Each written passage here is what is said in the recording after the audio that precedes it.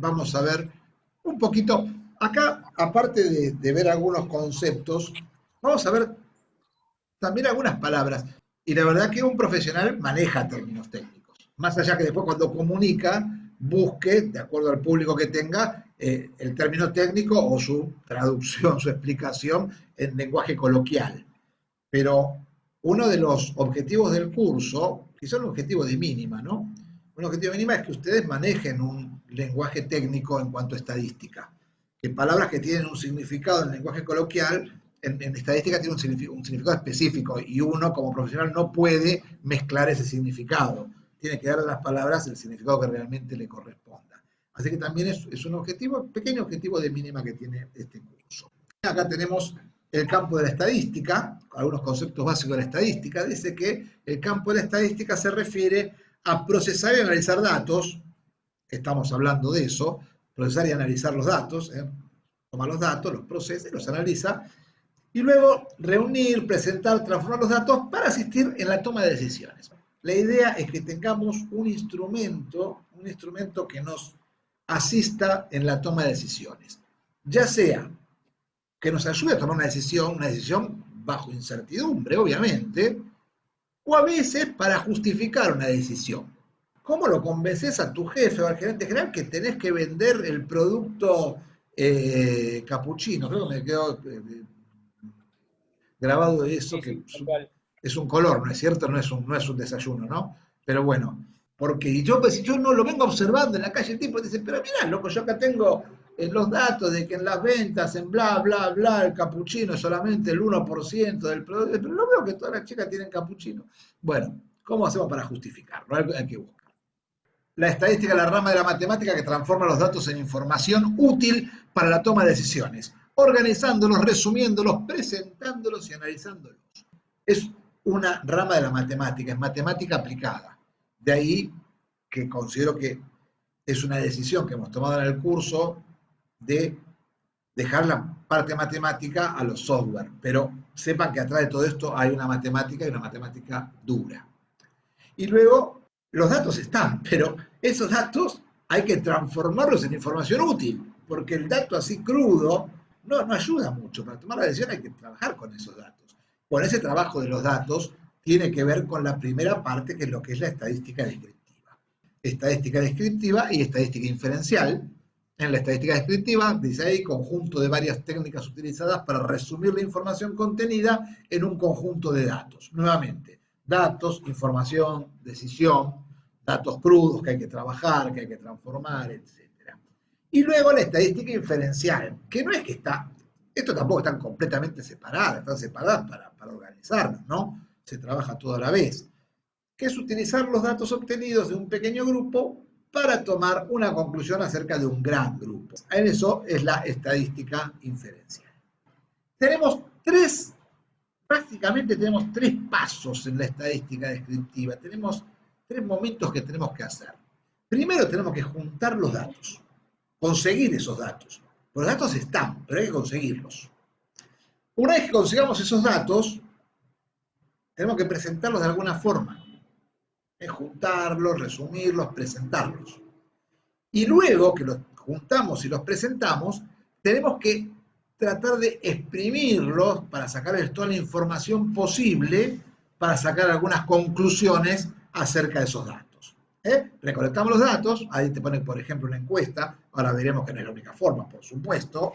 Luego los presentamos, una tabla, un gráfico, lo que sea, y por último sacamos alguna caracterización que nos diga algún resumen de esos datos. Por ejemplo, el promedio de mujeres que usan el labial capuchino es el 30% o algo por el estilo.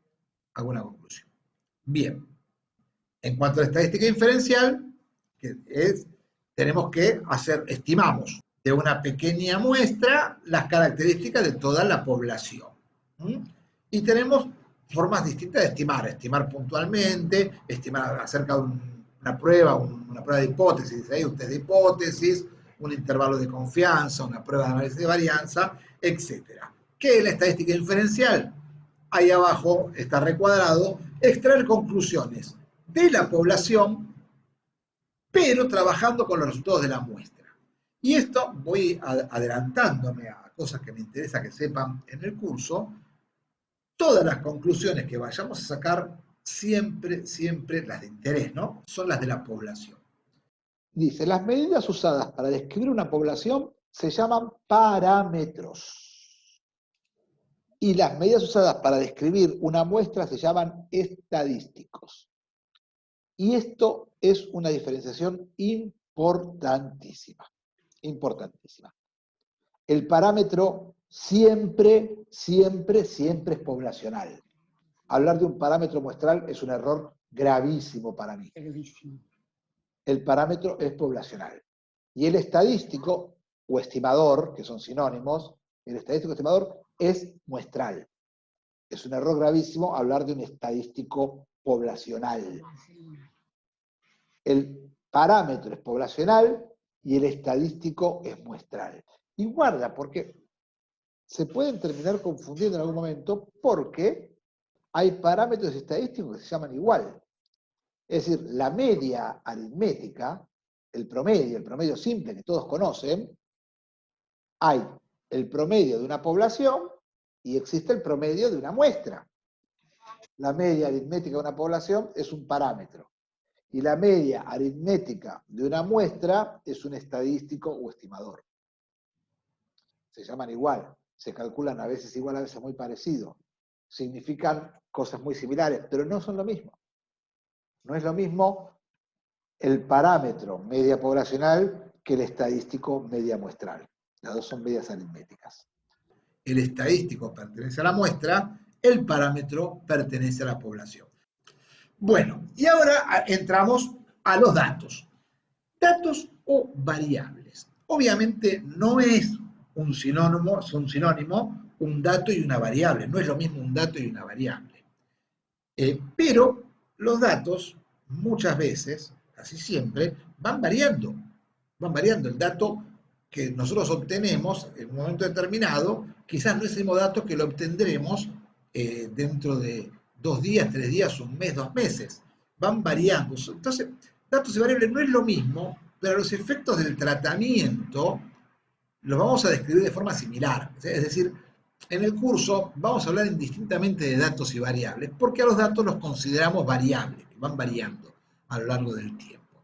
Entonces, aunque no es lo mismo un dato y una variable, en el curso el tratamiento que le vamos a dar los vamos a tomar como si fueran sinónimos. Vamos a hablar indistintamente del dato o la variable. Hay dos tipos en una clasificación básica de datos o de variables. Tenemos datos o variables categóricas y cuantitativas. ¿Qué es una variable categórica? O cualitativo. Y está muy bien, está muy bien. Son sinónimos, son categóricos o cualitativos. En seres humanos podría ser el género, la raza, el color de pelo, el color de ojos. ¿Y cuantitativo? Todo lo que tenga una medición numérica. Bien, por ejemplo. El peso, la altura. La altura, la edad, muy bien, muy bien. El ingreso es cuantitativo, muy bien, exactamente. Y dentro de las cuantitativas, las variables cuantitativas o datos cuantitativos, podemos también clasificarlos en discretos y continuos. Voy a definirlos. Un dato cuantitativo es discreto cuando dentro de un intervalo dado solo puede tomar algunos valores, no todos. En cambio, un dato es cuantitativo continuo cuando dentro de un intervalo puede tomar cualquier valor. Obviamente la edad, así definida, sería un dato continuo, porque el tiempo es una variable continua. Entonces uno puede tener 27 años, 2 meses, 3 días, 4 horas, 5 minutos, 6 segundos, 7, 8, una continua. Pero si uno dice la edad tomada en años, a ella es discreto, porque solamente dentro de un intervalo que puede ser, no sé, entre 0 y 120 o 130, no sé cuánto será la persona más vieja del mundo, solo puede tomar algunos valores, los que son enteros, en el caso en que definamos la edad tomada en años. Típico también discreto, cantidad de hijos. Ahí no hay forma que no sea discreto. Nadie tiene 2,5 hijos, nadie normal, por lo menos. Eh, Ojo, no se confundan, lo digo a propósito, que, o sea, nadie tiene 2,5 hijos, 2,8 hijos, 2,7 hijos, 2,9 hijos.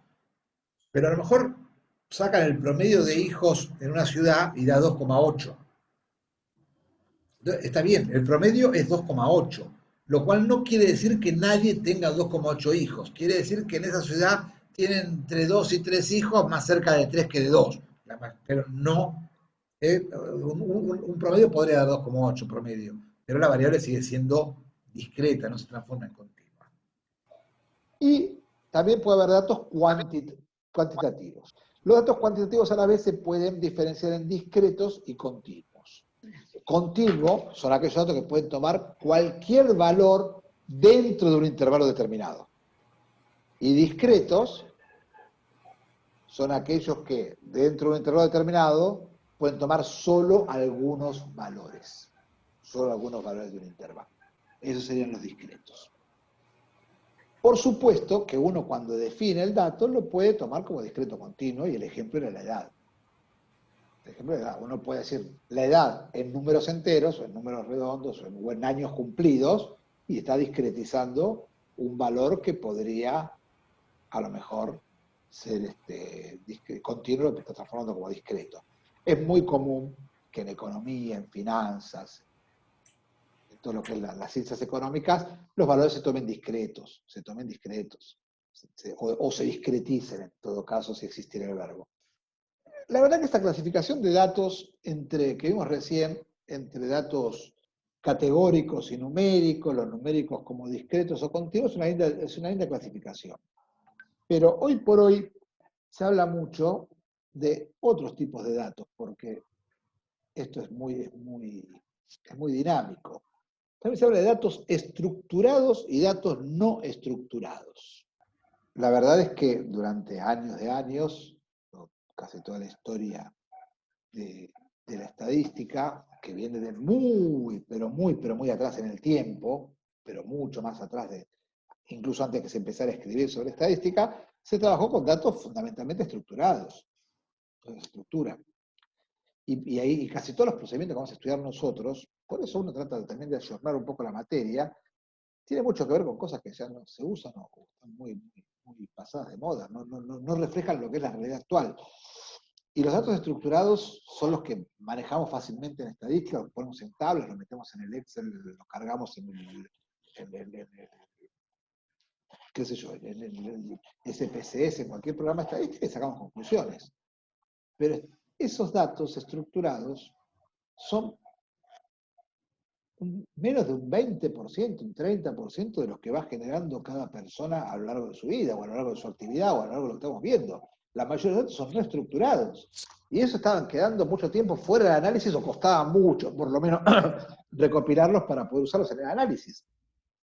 Hoy por hoy, los procedimientos están trabajando totalmente con eso. No sé, creo que a alguno a lo mejor le pasó que está en un bar con un amigo o una amiga conversando sobre qué lindo que sería conocer el Líbano para ir a veranear, y de repente llega a la casa, abre la computadora, el teléfono y le aparece una promoción de viaje al Líbano. No sé si a alguno le habrá pasado eso, pero casi como que da miedito esas cosas a veces, ¿no? Como si, no es que lo estuve googleando, estaba conversando. ¿Cómo es posible de que me ofrezcan un viaje al lugar donde yo estuve conversando con el teléfono apagado sobre la mesa, tomando un café? Bueno, ¿cómo pasa eso? Esa investigación de datos, con fines de transformar algunos datos no estructurados en datos estructurados, ¿no? Generalmente se usan para marketing, todo ese tipo de cosas, ¿no? Más que nada. Por supuesto que si uno se pone un poco paranoico puede pensar cualquier otra cosa, ¿no? Y más si le gustan algunas series como Black Mirror o algo por el estilo, puede encontrarse con un futuro cercano que puede manejar ese tipo de cosas. Pero bueno, esos datos uno los va generando, uno va dejando huella en lo que hace. Y no es algo nuevo.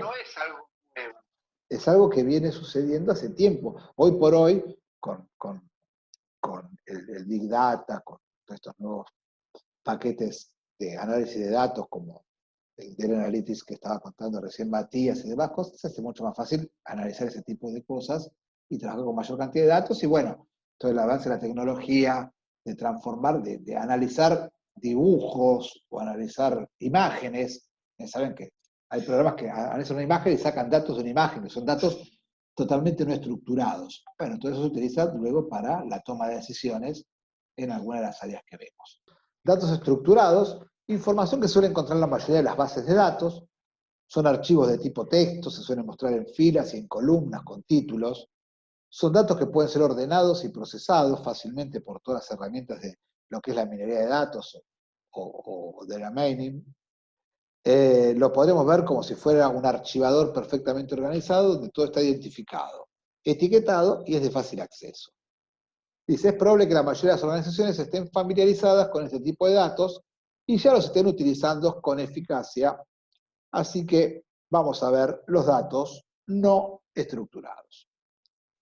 Dice, el 80% de la información relevante para un negocio se origina en forma no estructurada, principalmente en formato de texto. Dice, generalmente son datos binarios que no tienen estructura interna identificada, por eso son datos no estructurados, ¿no? Es una gran masa desorganizada de varios objetos que no tiene valor hasta que se identifican y almacenan de manera organizada. Son datos en bruto y no organizados, y una vez que se organizan, los elementos que conforman su contenido pueden ser buscados y categorizados para obtener información. Ejemplos, documentos en PDF o Word, datos móviles, mensajes de texto, ubicaciones, mensajería instantánea, grabaciones telefónicas, hojas de cálculo, videos y audios, como hablábamos recién, publicaciones en medios sociales, correos electrónicos. El correo electrónico es un tema, ¿no? Algunos lo consideran estructurado o no estructurado, depende qué parte del correo electrónico tomes. Por eso acá puse algo que encontré en una página de internet que se los categoriza como semiestructurados. Porque hay una parte del mensaje de texto, como puede ser destinatario, la hora, el día, que es un dato estructurado, pero vos tenés todo el cuerpo del mail que está compuesto por mensaje de texto o por una foto o algo que son datos claramente no estructurados. Hay un tercer camino para hablar de los datos, de las variables, que son los niveles o escalas de medidas. Esto lo pueden encontrar también explicado en el libro de la profesora Emma Pérez. Niveles o escalas de medida. Dice, muchas decisiones incorporan el concepto de medición en algún sentido. Y acá la medición, está aclarado acá por este muchachito con traje de superhéroe, dice que la medición no es un fin en sí mismo. O sea, no es el fin la medición, saber cuánto mide, cuánto pesa, cuánto dura, sino es un medio para hacer alguna descripción o una explicación de algo. Y un diagnóstico, de hecho, se va a utilizar mucho para ver qué tipo de método utilizamos para caracterizar esos datos que estamos utilizando. Entonces, tenemos algunos niveles o escalas de medidas para poner esos datos.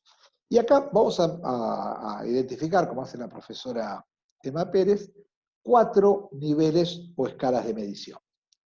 La escala nominal, la ordinal, la escala de intervalos y la escala de proporción o de razón, las cuales van ascendiendo en complejidad a medida que pasamos de una a otra. La escala nominal tiene un concepto meramente clasificatorio, ahora vamos a ver un poquito de cada una. La ordinal tiene un concepto no solo clasifica, sino que puede compararla. La de intervalos incorpora la medición en cuanto a distancia, y ya la más completa de todas, que incluye a todas las demás, la de proporción, permite hacer algunos cálculos proporcionales entre una y otra. Vamos a ver un poquitito más de todo esto. A ver si puedo pasar. Ahí está. El nivel nominal de medida. Dice, las características de los datos son nombres, etiquetas. Aunque sea un número, el número es una etiqueta. Los datos, dice, no pueden ser arreglados u ordenados. Por ejemplo, Imagínense que yo tengo un gráfico.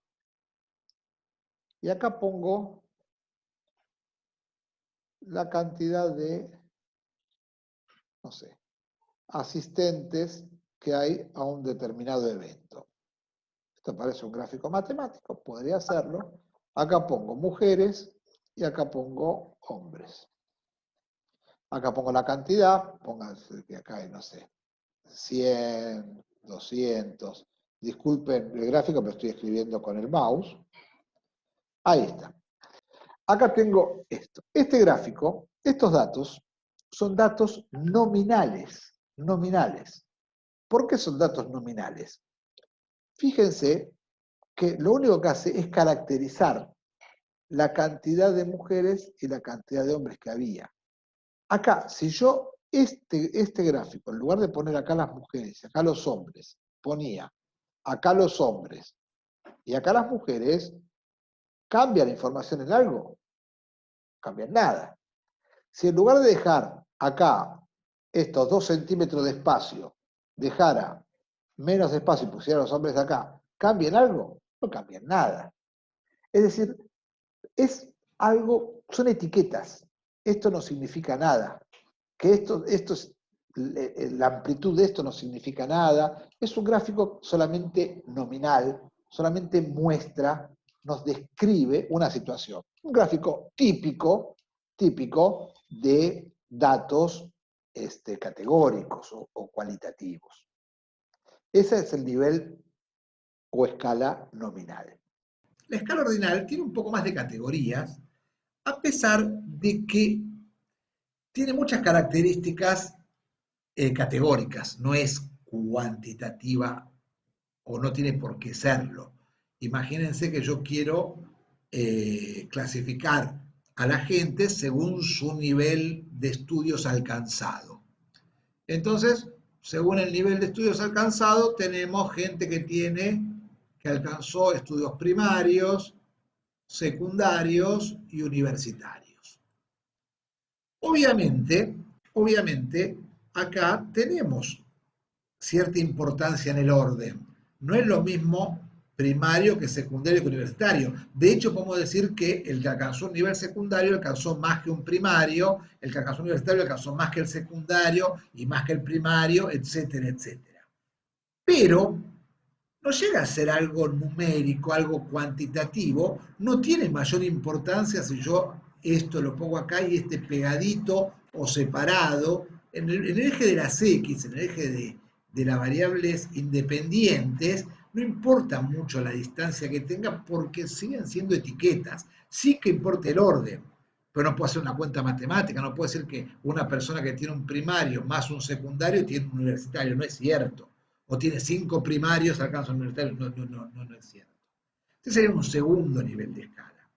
Luego viene una escala un poquitito más sofisticada todavía, que es la de nivel de intervalos. Ya acá la distancia en el eje de las X empieza a ser importante, en el eje de las abscisas, en el eje de la variable independiente. Si yo acá tengo fechas, por ejemplo, y acá tengo el año 0, no sé, acá tengo el año 400, pongo el nivel, no sé, de la caída del Imperio Romano de Occidente, el año 1492, descubrimiento de América, acá, ya acá la distancia tiene que ver. Pues si acá tengo el 400, acá no puedo tener el 1400, porque entonces ya la distancia tiene que respetar. Si acá hay 400, acá habrá 800, no 1400. No puedo poner acá el 3000.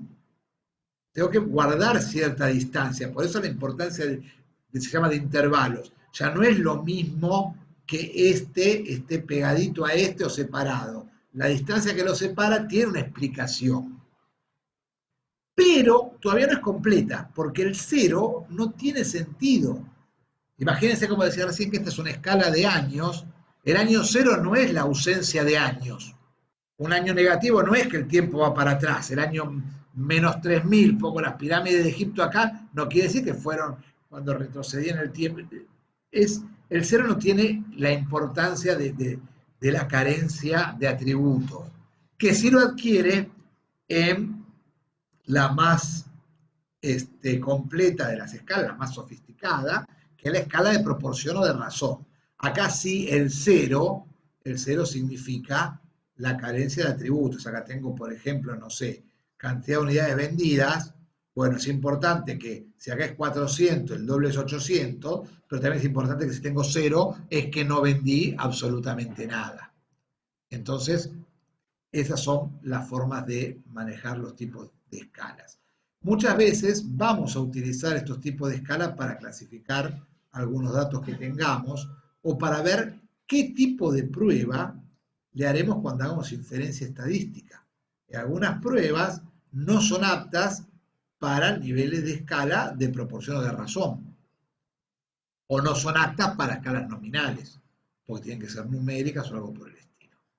De nada. Bueno, acá está lo que les decía recién, una pequeña explicación de lo que teníamos recién. Acá hay un pequeño resumen de las escalas de medidas. Ves la nominal, no importa el orden ni la distancia, y el origen no tiene sentido. El origen, nos referimos al origen de coordenadas, ¿no? Al seno de las abscisas y las ordenadas. En la ordinal, la distancia, el origen no importa, pero sí el orden que tiene.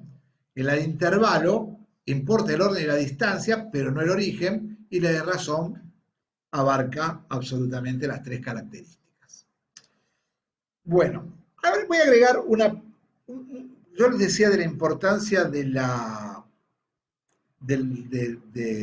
léxico profesional, de la jerga profesional, de expresarse con propiedad. Y cuando hablamos en estadística, no es lo mismo dos palabras que a veces se usan como sinónimos. No es lo mismo la exactitud y la precisión. En las medidas pueden ser exactas, pero no precisas, precisas, pero no exactas, exactas y precisas, o no ser exactas ni siquiera precisas. Porque eso tiene que ver con las muestras. Dice, en cualquiera de los sistemas de muestreo, la característica de la población puede ser distinta de la característica muestral. A lo mejor hay una diferencia entre la muestra y la población, lo cual sería grave, porque como nosotros observamos la muestra y sacamos conclusiones de la población con los datos de la muestra, si la muestra falló, las conclusiones van a estar mal y vamos a estar en problemas. Entonces, hay que diferenciar estos dos conceptos. Hay varias formas de hacer muestreo, y más adelante vamos a hablar de muestreo, pero el muestreo aleatorio, ¿saben lo que es aleatorio, no? Que algo al azar. El muestreo aleatorio permite la medición del error de muestreo. Pero hay otro tipo de error que no tiene que ver con la muestra. Y son errores llamados sistemáticos o errores no muestrales. ¿Qué es un error sistemático o no muestral? Es un error que tiene que ver con un defecto en la medición que puede ser dado por el instrumento con el que medís. Imagínate que queremos cortar un producto al milímetro, pero tenemos una regla que mide centímetros, y ahí voy a tener un error seguro. No voy a poder cortar al milímetro con una regla que mide centímetros, o no voy a poder medir gramos con una balanza que mide solamente kilogramos. Entonces, ese error no tiene que ver con la muestra, tiene que ver con el instrumento que hizo la medición o con el que hizo la medición. Esos errores que no dependen de la muestra, sino de la medición, se llaman errores no muestrales o sistemáticos. No muestrales o sistemáticos. Cada medición tiene dos componentes de error. Un error de muestreo o muestral y un error no muestral o error sistemático. De forma tal que una medición cualquiera X va a ser el valor de la medición más menos el error muestral más menos el error no muestral. Para poner una fórmula de todo esto no es tan importante. Obviamente, acá dice, si tomamos un censo, en el censo no va a haber error muestral porque no hay muestra. ¿Saben lo que es un censo? Censo es cuando uno analiza el total de la población. Entonces, en un censo no hay error muestral, pero podría haber error no muestral. Podría haber un error en la medición, podría haber un error en las preguntas, puede estar mal hecha la pregunta, mal confeccionada, o no tener, te pone una pregunta que te pone opción A, B, C, y no ser ninguna de las opciones la que representa al encuestado, con lo cual vas a tener un error sistemático, sí o sí. Cuando el error no muestral, es decir, cuando el error sistemático es 0, cuando no hay error de medición, decimos que la medición es exacta. Cuando el error no muestral es 0, cuando la medición no tiene errores, es exacta. Y cuando el error muestral no tiende a 0, no hay error muestral, es precisa. Es decir, los censos siempre son precisos, por definición, pues no tiene error muestral. Pero un censo es preciso, pero podría no ser exacto.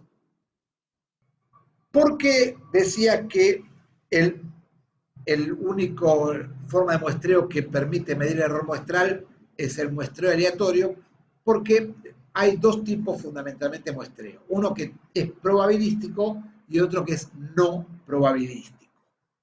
El muestreo probabilístico es cuando todos los elementos de la población tienen una probabilidad conocida de pertenecer a la muestra. No quiere decir que sea la misma, es conocida. Yo tengo una bolsa con 10 bolitas blancas, 3 bolitas rojas, y cada bolita roja tiene 3 sobre 13 probabilidad de ser extraída. Es conocida la probabilidad. En cambio, el muestreo no probabilístico no. Ese está hecho de otra forma, a dedo, preparando. Pues puede ser que me haga falta tener una muestra que la tengo que preparar. Dice, solamente el muestreo probabilístico permite conocer el error muestral. Los muestreos no probabilísticos que se pueden usar, que se suelen usar, no permiten medir la precisión. No permiten medir la precisión. El muestreo aleatorio simple es el que vamos a utilizar en toda nuestra inferencia paramétrica. Permite calcular, por supuesto, el error muestral, y es uno en que se enumeran los elementos de la población y se eligen cierta cantidad de elementos que compondrán la muestra. Tengo una población de tamaño n mayúscula y una muestra de tamaño n minúscula. Entonces, cada elemento de la población tiene una probabilidad igual a n sobre n de pertenecer a la muestra. Es decir, si acá hay 100 personas, cada uno de ustedes tiene 1 sobre 100 de probabilidades de pertenecer a la muestra.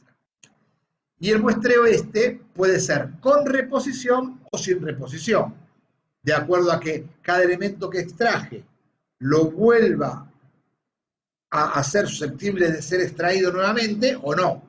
Imagínense un mazo de naipes. Si yo saco una carta y para sacar la segunda pongo la primera de vuelta en el mazo, es un muestreo con reposición. Si para sacar la segunda no coloco la primera en el mazo, es un muestreo sin reposición. El muestreo con reposición, uno puede calcular cuántas muestras posibles hay. Y acá es para contarles un poquitito, no vamos a colgarnos en la parte matemática, son problemas de conteo. Es n a la n. ¿Qué significa esto? Acá somos, en este momento, supónganse que somos 100 personas, somos 88 personas en este momento. Supónganse yo que tomar una muestra de gente que quiero que haga un trabajo práctico. De tamaño 10, o de tamaño 8, tamaño 10. ¿Cuántas muestras distintas de tamaño 10 con reposición puedo obtener en una población de 88, 89 personas? Bueno, es un número bastante grande, acá lo ven. Es 88 elevado a la 10. Si tengo, ahora somos 89 personas y quiero muestra de tamaño 6, ¿cuántas muestras de tamaño 6 puedo sacar con 89 personas? 89 elevado a la sexta. Una barbaridad. Pero con reposición. ¿Qué significa con reposición? Que puede haber una muestra de 10 personas formadas por Karina. Que las 10 personas sean Karina, porque como es con reposición, elegí a Karina y vuelve a ser parte de la población que puedo obtener. Si fuera sin reposición, no podría tener una muestra de Karina, tendría una muestra de Karina, José, Gastón, etc. Y, ojo, una muestra cambiaría cuando cambia un integrante. Pero ningún integrante puede estar duplicado. Si fuera sin reposición, tengo todo lo que son los números combinatorios. Tengo la combinación y la variación. La diferencia entre combinación y variación es que en una combinación cambia el grupo cuando cambia alguno de los integrantes, pero no el orden. En cambio, en una variación, un grupo es distinto cuando cambia algún integrante más o el orden. Por ejemplo, si yo quiero tomar una muestra de tamaño 3 del curso para hacer una comisión que haga un trabajo práctico, la comisión formada por Karina, por José y por Gastón es la misma que la que forman José, Gastón y Karina. Cambio el orden, es la misma. Y esta es la cantidad de muestras que puedo obtener.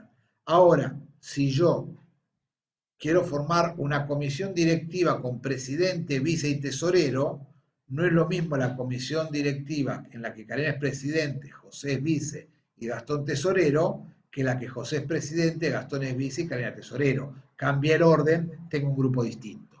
Esa es la diferencia entre combinación y variación. Nada, para que se acuerden un poquito, no es algo que tienen que, no se pongan a estudiar de memoria esto, que ya lo hicieron en cuarto año de la secundaria, que si no se acuerdan de estadística 1, no voy a pretender que se acuerden de cuarto año de la secundaria. Yo sé que saben lo que es la notación científica y saben escribirla, pero quiero que tengan en cuenta este pequeño ejemplo, porque vamos a trabajar con Excel o con algún otro software, y los softwares expresan el resultado en notación científica. Este es un número muy grande, 106 millones. 106 millones en notación científica se expresa como 1,6 por 10 a la 8. Es decir, corrí la coma 8 lugares a la izquierda, pongo acá el 10 a la 8 y pongo la notación científica, un solo valor entero, y la cantidad de lugares que corrí la coma a la izquierda está expresado por el exponente del 10. Este número, que es muy chiquitito, 0,00000000106, es 1,06 por 10 a la menos 8, en el cual la coma la corrí 8 lugares pero hacia la derecha. Por eso acá es 10 a la menos 8 lugares a la más 8. Entre este valor y obviamente hay 16 lugares. 16 lugares, estamos hablando de trillones de diferencia. Y en cualquier software, la diferencia es este palito del más con respecto al del menos. Es decir, se lo pongo no porque no lo sepan, sino para que miren con mucho cuidado 1,06 más 0,8 y 1,06 menos 0,8. Esto significa 1,06 por 10 a la 8, o sea, 106 millones, y esto significa 1,06 por 10 a la menos 8, es decir, 0,000000106.